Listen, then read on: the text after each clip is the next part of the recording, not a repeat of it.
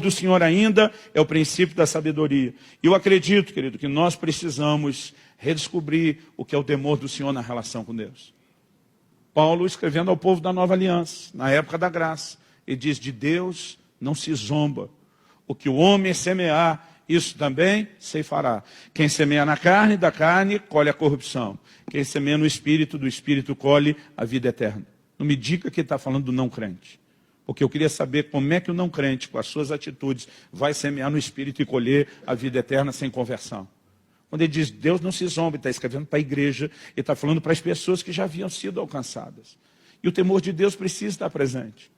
Ontem a gente estava voltando do evento, da conferência, e a Alice no carro, falando com um amigo, dizendo: olha, você não tem noção do que eram as histórias que meu pai contava para a gente quando a gente era pequeno nas viagens. Eles sempre queriam história para se entreter. A gente viajou muito de carro, eram viagens muitas vezes distantes. Eu contava muita história. Todas elas tinham a mesma lição moral. O que acontece com filhos que não obedecem aos pais? Começava uma aventura, ou era o Joãozinho, ou era o Luizinho, ou era o Zezinho, né, que desobedeceu aos pais e nunca terminava bem. Ela diz: até que eu entendesse Deus e a boa relação com Deus. Ela diz: o temor do que aconteceu ao Joãozinho, Zezinho, ao Luizinho, me evitaram de fazer muita coisa errada. Meus filhos falam disso até hoje. E obviamente, querido, nós precisamos entender que há um aspecto do temor, que ele pode ser saudável e não necessariamente o oposto. E dentro da relação com Deus não é diferente. Eu acredito que parte daquilo que nós cremos e precisa voltar a ser lembrado envolve a necessidade de uma resposta de temor a Deus. Por favor, diga amém. Eu tenho que correr aqui. Em terceiro lugar, a Bíblia diz que ele construiu a arca para a salvação da sua família. Irmão, de quem foi a ideia de trazer juízo sobre o mundo e condenação? De Deus. Quem foi que ofereceu a salvação? Deus. Ele não apenas oferece salvação, ele dá todo o caminho. Gente, a única forma de salvar-se do dilúvio é se vocês entrarem numa embarcação. Então ele chama Noé. E ele diz: Noé, eu vou te dar a dica, eu te dou a planta, eu te dou o projeto, eu te dou tudo. Mas quem teve que construir a arca? Noé. Isso significa que desde as mais antigas figuras bíblicas sobre o que é o Evangelho, Deus não está agindo de forma unilateral. O homem precisa interagir, o homem precisa participar, para não só não perder o que Deus oferece, mas construir junto. Ele construiu a arca. Ele construiu a arca para a salvação não apenas de si, mas de toda a sua família. E nós precisamos resgatar essa perspectiva da nossa interação e uma visão, querido, de que o plano e o propósito de Deus abrange a nossa família.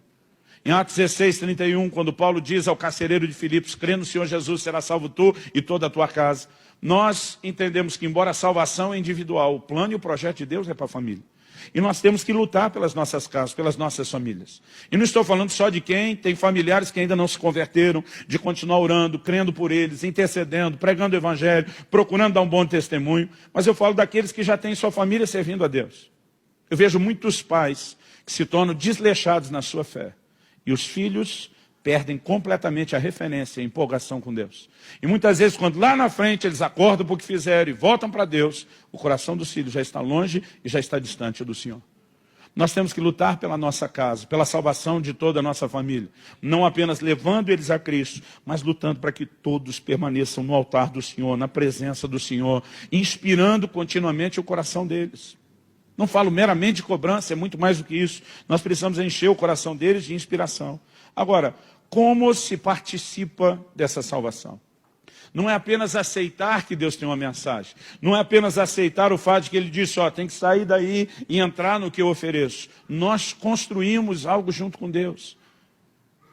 O texto que eu citei de 1 Coríntios 15, quando Paulo diz: eu quero vos lembrar o Evangelho que também vos anunciei, no qual ainda perseverais. Ali naquela declaração, Paulo diz: pelo qual, por ele também sois salvos. Ele diz: se retiverdes a palavra, tal como eu vou-la entreguei.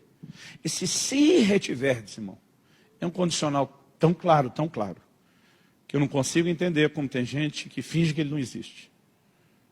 Não basta apenas a gente ter crido no início, ao que eu já vou falar daqui a pouco. Romanos 1,17 diz que a justiça se revela pelo meio do Evangelho, de fé em fé. Não é apenas começar crendo, é permanecer e continuar crendo. Paulo fala de gente que naufragou na fé, se perdeu na fé. E a fé com que você começa, querido, não garante a maneira como você vai terminar. Paulo escreve aos Gálatas e diz, vocês começaram bem. Quem foi que os impediu de continuar correndo como vocês estavam no início? E nós precisamos entender a necessidade de uma correspondência com Deus. É evidente, querido. Eu já vou mexer melhor no assunto da graça antes de terminar aqui, que não tem nada a ver com o nosso esforço ou merecimento. Mas a gente tem criado uma confusão de que a graça, que é Deus dizendo para o homem que não merece o evangelho, nem com as suas boas obras, que não pode se salvar por si mesmo, a não ser pelo sacrifício de Cristo. A gente tem confundido isso, quase como se não tivesse nenhum tipo de obra para ser feita depois. A gente também tem confundido o que a Bíblia diz, que a lei mostrou a força do pecado, a impotência do homem de andar em obediência. E a gente confunde isso como se o tempo da graça, Deus suprimiu a necessidade de obediência. Isso também não é verdade.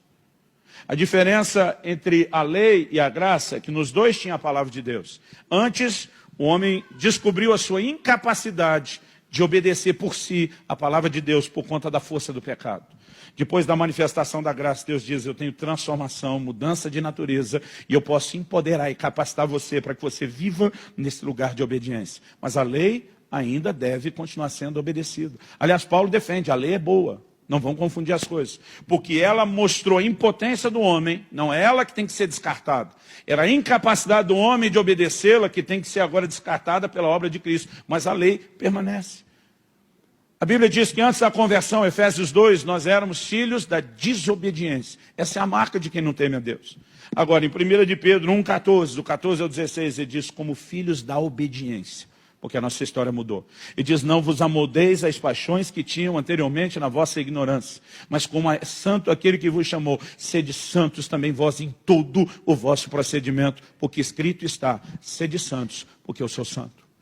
Não consigo entender um evangelho que diz, você pode viver de qualquer forma. Seus erros não vão te atrapalhar. A Bíblia está dizendo, não se amolde a isso. Seja santo porque ele é santo. Não, mas se você continuar errando não tem problema. E se você achar que tem problema é porque você não entendeu a graça ou a justificação. Nós precisamos voltar a esse lugar de entender que nós participamos. Nós construímos com ele. Por favor, diga amém. A quarta coisa no versículo é que diz que ele condenou o mundo. Outra coisa que me preocupa é que a condenação está desaparecendo do nosso discurso. Deixa eu te dizer uma coisa. Eu espero que faça sentido para você, porque faz para mim. Se não existe condenação, não há necessidade de salvação. Eu queria entender que salvação é essa que a gente prega no mundo dos nossos dias, onde a gente não fala da condenação. Se não existe a condenação, não havia necessidade de salvação. A salvação só se fez necessária por conta da condenação. Eu não estou dizendo para você sair por aí fazendo como os crentes de antigamente, dando de dedo todo mundo e mandando o cara para o inferno. Porque alguns, infelizmente, faziam isso. Eu aprendi uma lição quando ainda garoto. Tentei tirar um osso do cachorro que nós tínhamos lá em casa. Osso velho, irmão, daqueles fazendo aniversário. Aquela coisa nojenta. Aí tentei tirar ele, ele avançou em mim. Se você tentar tirar o osso velho do cachorro, ele avança em você. Ele não tem outra coisa. Agora alguém diz, joga um bifão de carne para ver se ele não troca. E o problema, irmão, não adianta a gente só dar de dedo no camarada e dizer você está indo para o inferno, você tem que parar de pecar. Né? Tem uns camaradas que já começam evangelizando assim, ó, se você não parar de beber, fumar, se drogar, prostituir, você vai para o inferno. Irmão, o cara só tem aquilo, você quer arrancar o pouco que ele tem, ele te avança. Enquanto ele não descobrir a boa nova do evangelho, a boa nova é que não precisa ir para o inferno. Mas para contar a boa nova, a gente tem que sustentar que há uma condenação. Não, mas se Deus... Não. A Bíblia diz que Deus preparou o inferno para o diabo e seus anjos. Nunca foi para mim e para você. Agora, a gente pegou carona na desgraça da rebelião do Satanás, andando e trilhando o mesmo caminho, indo para o mesmo destino. A boa notícia, Jesus vem intervir para que isso não precise acontecer. Mas se você não aceitar a intervenção, perdeu o playboy. Nós não podemos simplesmente suprimir a condenação. Eu vejo alguns crentes pegando desconversa quando alguém pergunta do inferno. Não é bem assim. Eu vi um outro dia falando, peraí, isso não é assim. Se o que Jesus falou sobre o inferno é verdade, o que ele falou sobre salvação também não é, o que ele falou sobre o reino de Deus não é, mas nada é confiável. Ou a gente pega o pacote todo, ou pode dar fim em tudo, porque não vai ter meio termo. Agora, não estou só falando de reconhecer que há condenação. Irmão, a Bíblia diz que Noé condenou o mundo da sua época. Galera, vamos entrar na arca, não vamos não, vai morrer tudo afogado. Ele condenou o mundo da sua época. Ele não chegava dizendo que ia morrer afogado, ele dizia que dava para escapar. Mas ele condenou o mundo da sua época. E nós não condenamos mostrando apenas a estrutura de funcionamento do reino de Deus. Irmão, o próprio estilo de vida. A gente está tentando ser pacífico demais com a estrutura de comportamento mundana. Tiago 4,4 diz, não sabeis que a amizade do mundo é inimizade contra Deus. Qualquer, pois, se constitui amigo do mundo, constitui-se inimigo de Deus. A nossa conduta, irmão, tem que denunciar. Acredite ou não, já fomos conhecidos como protestantes. Porque a gente batia de frente com tudo que estava errado até dentro da religião. Hoje, irmão, eu não sei o que é que a gente se tornou. Acho que a gente se tornou passador de mão na cabeça das pessoas.